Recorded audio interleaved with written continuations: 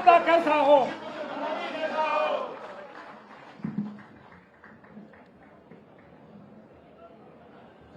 भारत माता की, भारत माता की।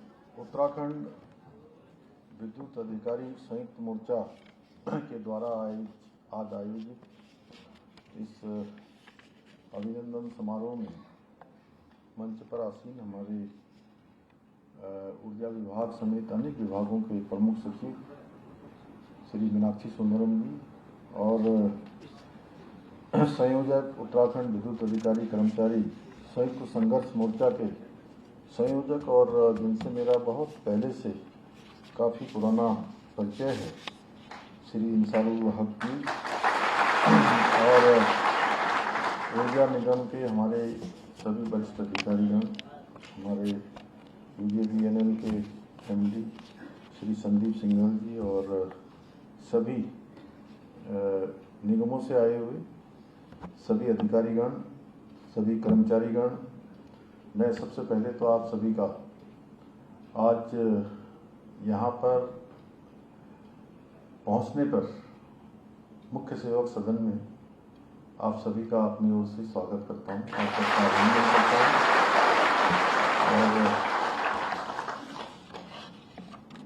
आज आप सब लोगों ने जो हमारी सरकार द्वारा ऊर्जा निगम के कार्मिकों की विभिन्न समस्याएं जिनका समाधान हुआ है, उनका समाधान होने पर आप सब ने मेरा जो अभिनंदन किया है, इसके लिए मैं आप सबका आभार व्यक्त करता हूं और आप सभी का मैं भी अभिनंदन करता हूं। मेरी तरफ से आप सबका अभिनंदन। परंतु यदि मैं हृदय से कहूं तो इस अभिनंदन का हकदार अकेला मैं नहीं हूं, बल्कि उत्तराखंड प्रदेश की 1.25 करोड़ जनता इस अभिनंदन की हकदार है, क्योंकि उन्होंने ही हमें इतनी शक्ति दी है कि हम अपने कार्मिकों की भलाई के लिए काम कर सकें, उसके बारे में निर्णय ले सकें, सकारात्मक चीज़ों को आगे बढ़ा सकें। भाइयों बहनों, आज के इस आधुनिक युग में ऊर्जा के बिना कुछ भी नहीं चल सकता। ऊर्जा नहीं है तो कुछ नहीं है। चाहे तारों में बहने वाली ऊर्जा हो या मनुष्य के जीवन में बहने वाली ऊर्जा हो। जैसे अभी यहाँ से ये बिजली चली जाए तो सब कुछ ठप हो जाएगा कि नहीं होगा? ये हमारे जो कैमरे से बनाने वाले हैं ये भी ठप हो जाएंगे, इनका भी ठप हो जाएगा। इनका इंटरनेट है, कई बार मैं देखता हूँ, यहाँ तो नहीं, लेकिन मीनाक्षी जी जहाँ ऑटोमेटिक सिस्टम नहीं है, जब मैं गाँव में होता हूँ तो बिजली चली जाती है तो वो इंटरनेट भी ठप हो जाता है, क्योंकि उससे वो जो ऊपर वो लगा रहता है ना, ट्रांसमीटर क्या होता है, नहीं वो छोटा वाला वो एंटीना जैसा, रिसीवर या वो क्या बोलते हैं उसको, हाँ, तो वो बंद हो जाता है तो मोबाइल नेटवर्क भी बंद हो जाता है और अनेक स्थानों पर फिर वाईफाई नहीं चलता है। तो क्यों मैं सही कह रहा हूँ ना कि बिजली नहीं रहेगी तो कुछ नहीं रहेगा।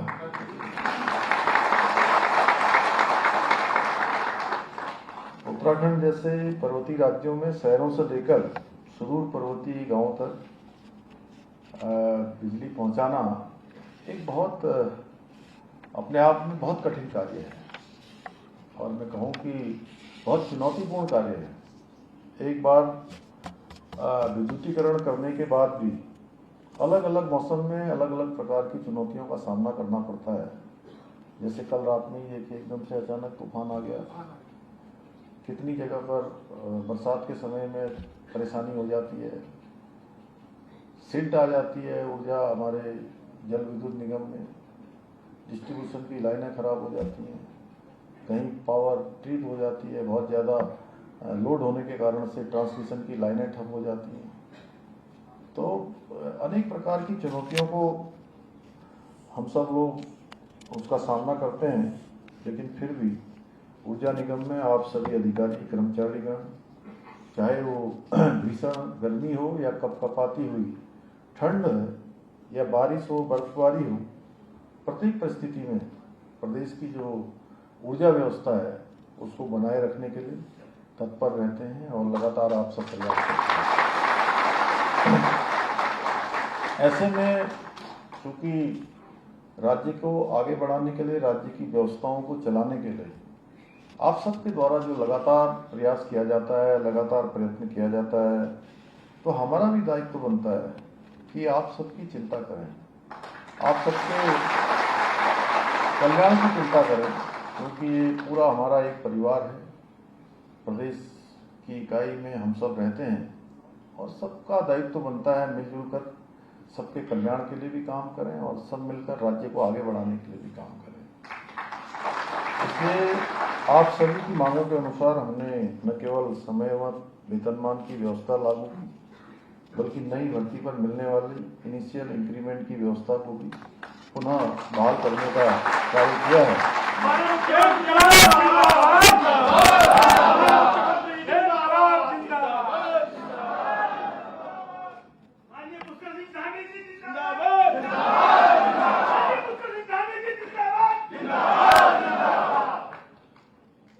जब हमने ये निर्णय लिए थे तो किसी पत्रकार भाई ने मुझसे पूछा कि सरकार ये बिजली विभाग के कार्मिकों पर इतना ध्यान क्यों दे रही है। स्वाभाविक सा प्रश्न था। तो मैंने उनसे कहा, हमारे तीनों निगमों के जो कार्मिक हैं, वो धूप हो, बरसात हो, रात हो, दिन हो, कोई भी चुनौती हो, अपनी चिंता किए बिना उत्तराखंड को रोशन रखने के लिए जो दिन रात मेहनत करते हैं, उस मेहनत का सम्मान है और उस पर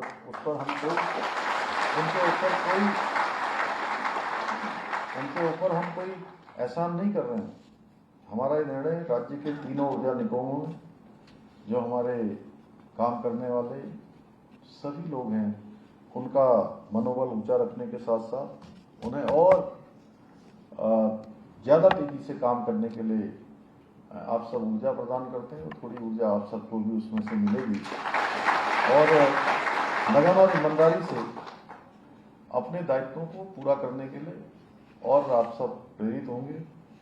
भाइयों बहनों, यूजेवीएनएल हमारे राज्य की ऊर्जा का स्रोत है, जो नदियों की धारा से विकास की धारा बनाता है और कुल वो रीढ़ है जो इस ऊर्जा को सुदूर पर्वतीय गांवों के हर कोने कोने तक पहुंचाता है और यूपीसीएल विश्वास की वो डोर है जो हर घर, हर गांव, हर उद्योग को अंधेरे से उजाले की ओर ले जाता है।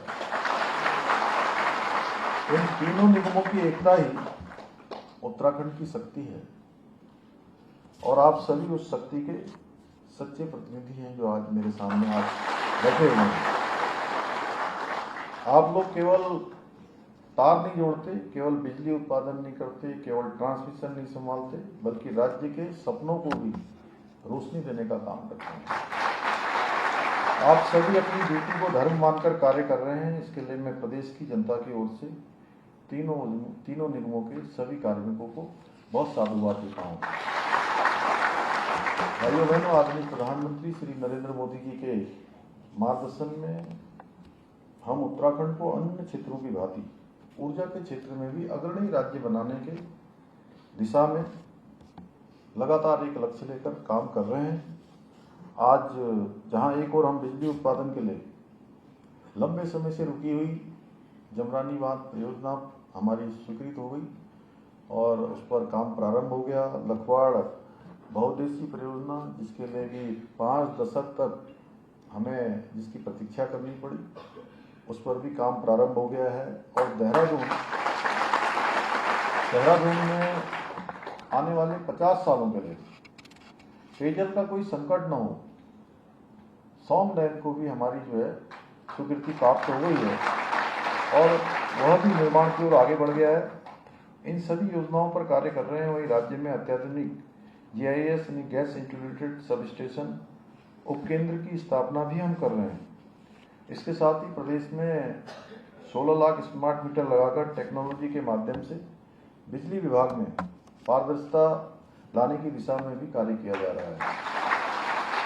इतना ही नहीं, ADB वित्त पोषित योजना के अंतर्गत देहरादून शहर की बिजली लाइनें भूमिगत की जा रही, इससे शहर और अधिक सुरक्षित और व्यवस्थित होगा और किसी भी मौसम में बिजली की आपूर्ति निर्बाध तरीके से लगातार आपूर्ति होती रहेगी, लगातार लोगों को सेवा मिलती रहेगी। मुझे जानकर प्रसन्नता हुई कि UPCL द्वारा अत्याधुनिक ऑटोमेटेड डिमांड रिस्पॉन्स सिस्टम का उपयोग भी किया जा रहा है, जिससे ग्रिड से ओवरड्राल की स्थिति पर रियल टाइम पर नियंत्रण पर प्रतिवर्ष करोड़ों रुपए की बचत भी संभव हुई है। भाइयों बहनों, हमारे राज्य के अंदर प्रत्येक वर्ष किसी न किसी रूप में हमें आपदाओं का सामना करना पड़ता है और आपदाओं को लेकर हमने 2023 में जिस समय सिलक्यारा टनल का हमारा रेस्क्यू अभियान चल रहा था, उसी समय विश्व का एक बड़ा आपदा का सम्मेलन हमने देहरादून में आयोजित किया था और देहरादून का एक रिजोल्यूशन उसमें हमने पास किया था। आपदाओं को हम रोक नहीं सकते, लेकिन आपदाओं को हम कम कर सकते हैं। इसलिए हमारे सामने विकास के मामले में एक चुनौती हमेशा है कि हम विकास का कैसा मॉडल राज्य में लाएं। विकास का ऐसा मॉडल लाएं जो इकोलॉजी और इकोनॉमी दोनों में समन्वय बना सके, दोनों में संतुलन बना सके। इसके साथ ही हम ग्रीन एनर्जी के उत्पादन को भी इस दिशा में प्रोत्साहित कर रहे हैं। आज हमारे राज्य में प्रधानमंत्री सूर्य घर मुफ्त बिजली योजना और मुख्यमंत्री सौर स्वरोजगार योजना से एक ओर जहां स्वच्छ एवं हरित ऊर्जा को बढ़ावा मिल रहा है, वहीं लोगों को रोजगार के अवसर भी मिल रहे हैं। और मैं कल 2 जगह गया था। प्रातःकाल में सिलक्यारा गया था, जहां पर सिलक्यारा टनल बड़कोट की तरफ से उसका ब्रेक थ्रू कल पूरा हो गया और ब्रेक थ्रू होने से 4.5 किलोमीटर से बड़ी लंबी टनल है और उस टनल के बनने से 25 किलोमीटर से ज़्यादा दूरी अब केवल और केवल जो 1 घंटे 1.5 घंटे में पूरी होती थी, वो दूरी 4-5 मिनट में पूरी हो जाएगी। यमुनोत्री मार्ग में जाने वाले लोगों के लिए बहुत आसानी हो जाएगी। यमुनोत्री धाम दर्शन करने वालों को भी आसानी होगी, स्थानीय लोगों को भी आसानी होगी और एक अच्छा आवागमन का साधन वहाँ पर उस टनल के चालू हो जाने से हो जाएगा। वहीं पर हमने बाबा भौकनाथ जी का भी संकल्प लिया था कि बाबा भौकनाथ का यहाँ पर हम मंदिर बनाएंगे। उस समय आपदा आई थी, जहाँ हमारे प्रधानमंत्री जी के मार्गदर्शन में और उनके सहयोग से हमें हर प्रकार की टेक्नोलॉजी उस समय मिल रही थी। सारे देश भर से सहायता मिल रही थी, लोगों की दुआएं हो रही थी, प्रार्थनाएं हो रही थी। लेकिन बाबा भौकनाथ का जब हमने वहाँ पर, मैंने खुद जाकर ये संकल्प लिया कि बाबा आप हमारी रक्षा करिए, हमारे जो 41 श्रमिक भाई अंदर फंसे हैं उनको सुरक्षित बाहर निकाल दीजिए, उनके जीवन को बचा दीजिए, इस संकट से हमको उबार दीजिए और हम यहाँ पर बाबा का एक बड़ा मंदिर बनाएंगे, भव्य मंदिर बनाएंगे। लेकिन अभी हम एक छोटा सा मंदिर यहाँ पर स्थापित कर रहे हैं। तो जो वहाँ के कहीं उनको डंगरिया बोलते हैं इधर की तरफ कुमाऊं क्षेत्र में, और यहाँ माली बोलते हैं, जानते हैं ना माली, जिनके ऊपर देवता आ जाता है, सभी जानते होंगे। सरोज जी आप जानते हैं, आप तो यहीं के हो गए क्या? आपको तो वो माली जी आए और उन्होंने जो है वहाँ मंदिर स्थापित किया छोटा सा। आप लोगों को फोटो दिखाई देता होगा, जहाँ से इधर से टनल जहाँ से शुरू होती है उसके बाएं हाथ में। तो कल वहाँ पर बड़ा भव्य मंदिर बन गया। बाबा की कृपा ऐसी हुई कि उस समय जैसे हमने 2 दिन पहले मंदिर स्थापित किया, तीसरे दिन सारे हमारे श्रमिक जो अंदर थे वो सारे सकुशल बाहर निकले। कल हमारा वो संकल्प पूरा हुआ और दूसरा, कल का दिन और महत्वपूर्ण था कि हमारा देवप्रयाग से जनासू तक 14.5 किलोमीटर यानी 14.5 किलोमीटर, और मैं समझता हूं कि रेल लाइन में सबसे बड़ी टनल थी वो हमारी यहाँ की। 125 किलोमीटर की जो 125 किलोमीटर जो रेल लाइन ऋषिकेश कर्णप्रयाग बन रही है, उसमें 35 छोटे बड़े पुल बन रहे हैं, 35 बड़े पुल, 17 सुरंगें बन रही हैं, 12 रेलवे स्टेशन बन रहे हैं। तो कल उसका भी ब्रेक थ्रू था। भारत सरकार के रेल मंत्री जी आए थे, तो मैं हेलीकॉप्टर से जा रहा था। जब मैं वहाँ से सिलक्यारा से जनासू की तरफ जा रहा था, तो रास्ते में मेरे साथ श्री अजय टमटा जी भारत सरकार के मंत्री भी थे। तो मैंने उनको कहा, अजय भाई इधर देखो नीचे एक जगह। तो बोले क्या है क्या है? मैंने कहा यहाँ सूर्य घर की जो है ये खेती हो रही है। आप लोग जाएंगे ना कभी, ऐसे दिखाई देगा कभी आपको किसी में जाने का अवसर मिलेगा जब भी, तो आप देखिएगा कि हमारे उत्तराखंड में जगह जगह पर सुंदरम जी आपने और आपकी टीम ने जो प्रयास किया है, सब जगह पर हमारे यहाँ पर सौर ऊर्जा की खेती हो रही है। इस तरह से लगातार काम चल रहा है। प्रधानमंत्री सूर्य घर मुफ्त बिजली योजना, मुख्यमंत्री सौर स्वरोजगार योजना, एक और जहाँ स्वच्छ एवं हरित ऊर्जा को बढ़ावा मिल रहा है, वहीं हजारों हजार लोगों को आज रोजगार से जुड़ने का भी अवसर इसके माध्यम से मिल रहा है। मुझे अवगत कराया गया है कि प्रधानमंत्री सूर्य घर योजना के अंतर्गत अब तक लगभग 20,000 रूफटॉप सोलर संयंत्र स्थापित किए जा चुके हैं। और हमारा प्रयास है कि सभी हमारे सरकारी दफ्तर इससे आच्छादित हो जाएं। और आप सब लोग तो चूंकि ऊर्जा के क्षेत्र में काम करते ही हैं, इसको और प्रोत्साहन देना। क्योंकि आज मैं अभी आपकी बैठक, आपके इस कार्यक्रम में आने से पहले एक समीक्षा बैठक में था, और उस समीक्षा बैठक में मैंने अपने सभी अधिकारियों से कहा कि हमको अन्य राज्यों के मॉडल को भी अपने यहाँ अडॉप्ट करना है, उन मॉडलों को भी अपनाना है जो दूसरे राज्यों में बेस्ट प्रैक्टिस के रूप में आज बहुत अच्छा काम कर रहे हैं और मेरे उदाहरण बन रहे हैं। लेकिन हमको विकास के किस मॉडल पर काम करना है? आने वाले 10 सालों की योजना बनाकर, आने वाले 25 सालों की योजना बनाकर, आने वाले 50 सालों की योजना बनाकर, ये 2, 3, 4 प्रकार के मॉडलों पर हमको काम करना है। पहले हमको 10 साल के लिए काम करना है। 10 साल के बाद हमारे प्रधानमंत्री जी का जो संकल्प है 2047 2047 2047, और हम उससे 3 साल और आगे चले जाते हैं जब हमारे राज्य का 25वां साल चल रहा है, जब हमारे राज्य का 50 साल पूरा है। तो इस प्रकार की योजनाओं को ध्यान में रखकर कि हमारे यहाँ पर क्या पोटेंशियल है, हमारे राज्य में किन चीज़ों को हम और बढ़ा सकते हैं, किस प्रकार के मॉडल को अपना सकते हैं। तो एक सौर ऊर्जा भी हमारे लिए बहुत, हमारे राज्य के लिए एक ऐसा मॉडल हो सकता है जो हमारी बेस्ट प्रैक्टिस हो सकती है। पर्यटन के क्षेत्र में हमारी अपार संभावनाएं हैं। हम सारे अच्छे अच्छे जो हमारे डेस्टिनेशन बना रहे हैं, अच्छे अच्छे गेस्ट हाउसों को ठीक कर रहे हैं। जहाँ पर गेस्ट हाउस नहीं है वहाँ गेस्ट हाउस बने, होटल बने, क्योंकि आज पूरे देश दुनिया का आने वाला जो पर्यटक है वो बड़ी तेजी से आज उत्तराखंड की तरफ आ रहा है। और हमने इस वर्ष एक नया काम शुरू किया है, शीतकालीन यात्रा।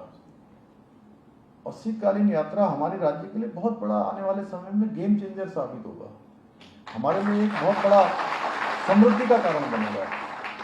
तो उस पर हम काम कर रहे हैं। नए नए स्थान आप देखिए, आदि कैलाश तक अब यात्रा प्रारंभ हो जाने से रिवर्स माइग्रेशन शुरू हो गया उस क्षेत्र में।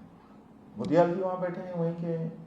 जानते हैं कितने लोग वहाँ आज जो बाहर अपने काम कर रहे थे, वो काम हम छोड़ के अपने यहाँ पर काम शुरू कर दिया। एक साल में लाखों लाखों की जो है उनकी आजीविका होने लगी है। 2021 के बाद कोरोना के बाद लगातार लोगों ने अपने अपने गाँव में आना प्रारंभ कर दिया। हमने अभी पिछले वर्ष राज्य स्थापना से 2 दिन पहले, राज्य स्थापना दिवस से 2 दिन पहले, हमने पूरे देश के रहने वाले हमारे जितने अप्रवासी हैं यहाँ के उनका बुलाकर सम्मेलन किया। हमने कहा आप सब भी आइए, अपने अपने गांव में जाइए, एक एक गांव अडॉप्ट करिए। हम हमारे ये जितने भी IAS अधिकारी हैं उनको भी मैंने कहा है, ये मीनाक्षी सुंदरम जी प्लानिंग के भी प्रमुख सचिव हैं, तो एक सूची बना रहे हैं जिन जिन लोगों ने अपनी पहली सेवा दी है, जिन स्थानों पर भी पहली सेवा दी है, नहीं जिस स्थान से उनकी सेवा प्रारंभ हुई है, उस स्थान को, उस स्टेशन को, उस तहसील को, उस परगना को आप जो है अडॉप्ट करिए और उसको शानदार बनाइए। अगर ये हमारे 100 लोग हैं और 100 स्थानों को ऐसा चयन कर लेंगे तो आप सोचिए 100 स्थान हमारे कितने अच्छे हो जाएंगे। ऐसे ही बिजली विभाग में भी ये मॉडल चालू हो सकता है। बिजली विभाग में भी जिन लोगों ने किया है, आप सबका सहयोग लेके, हमारे सिंगल जी हैं जैसे, इनकी पहली नौकरी कहाँ शुरू हुई, मिश्रा बैठे हुए हैं, बलूनी बैठे हुए हैं, ये सब हैं, बुधियाल जी, त्रिपाठी जी हैं, सब लोग जो है ये शुरू कर सकते हैं कि भैया STO बन के सबसे पहले कहाँ आए थे, वो स्थान कौन सा है, उसको देखने चले जाए पहले। अब चूंकि आपके पास आज जान पहचान हो गई है, आपके जो है इतने स्थानों पर सेवा दे दी है, तो आपके कहने से सब विभाग के लोग काम कर देंगे, कुछ CSR वाले काम कर देंगे, कुछ अन्य विभाग की योजनाएं वहां चली जाएंगी। आप सोचिए कि वो स्टेशन कितना अच्छा हो जाएगा। जिस बिजली घर में आप बैठा करते थे, आज से 25 साल पहले जिस बिजली घर में आप बैठते होंगे, वहां अगर आप जाकर बैठना शुरू कर दें और एक दिन का समय वहां के लिए निकाल दें, तो इस प्रकार के मॉडल हमको जो है बनाने पड़ेंगे। विकास के बारे में भी सोचना पड़ेगा। राज्य के बारे में अभी इंसारुल जी ने हमको बहुत चीजें बताई हैं और हमारा प्रयास होगा कि उन सब पर हम काम करें। और आप लोगों से मैं तो जिस दिन से बना था, पहले रोज आपकी हड़ताल होती थी, रोज आप तालाबंदी हो रही है, आज हड़ताल हो रही है। मैंने कहा हड़ताल करने की जरूरत तब होती है जब हम आपकी बात न सुने। जब हम बात कर रहे हैं तो हड़ताल किस बात की बात करेंगे। और ये कॉन्सेप्ट हमको बदलना है धीरे धीरे। राज्य के अंदर इनसे बहुत समय बर्बाद होता है और राज्य के प्रति हम सबकी जिम्मेदारी है, मेरे साथ साथ सबकी जिम्मेदारी है, हम सबकी सामूहिक जिम्मेदारी है। और पूरे देश के अंदर और पूरी दुनिया के अंदर आज एक परिवर्तन हुआ है। परिवर्तन ये हुआ है कि राज्य के रहने वाले जो हमारे प्रवासी हैं, जो बाहर रहते हैं देश और दुनिया में, वो गौरवान्वित होते हैं कि आज हमारा राज्य तेजी से विकास की ओर आगे बढ़ रहा है। नीति आयोग भारत सरकार की रैंकिंग में, इंडेक्स में, 2023-24 की रैंकिंग में आप सबको पता है कि हम पूरे देश में सतत विकास के लक्ष्यों को प्राप्त करने में पहले नंबर पर आए हैं। हमको जिंदाबाद, हमारा मुख्यमंत्री कैसा हो,